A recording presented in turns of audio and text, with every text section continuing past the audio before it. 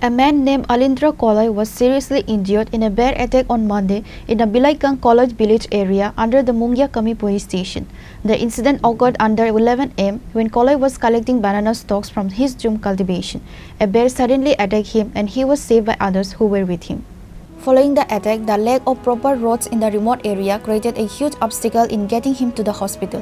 Koloi had to be carried on shoulders for about 4 to 5 hours to reach a national highway.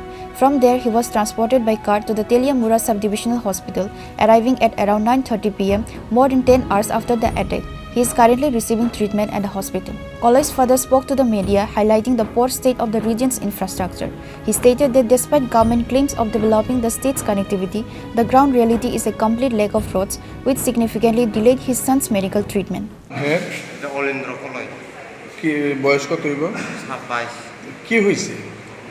আমি জুমের রাস্তা মধ্যে যে বালু লাগবে এটা কামড় দিতে হেরা সেইখানে কি করতে গেছিল? এটা থুর কাটতে গেছিল।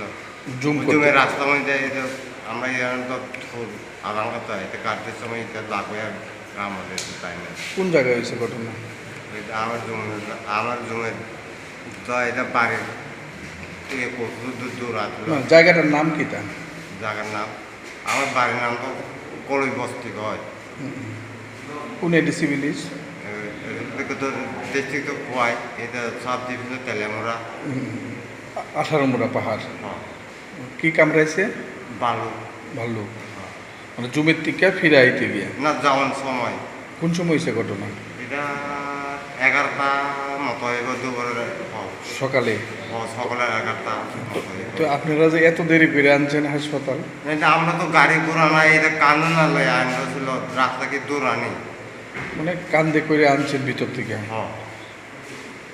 গাড়ি টাড়ি চলে না এদিকে? না। রাস্তা আসেনি?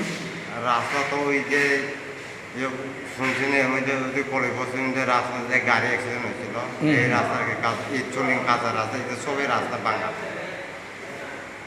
This incident has caused considerable concern among the local community. Reported by Hiranmoy from Teliamura, Chini, Khorang.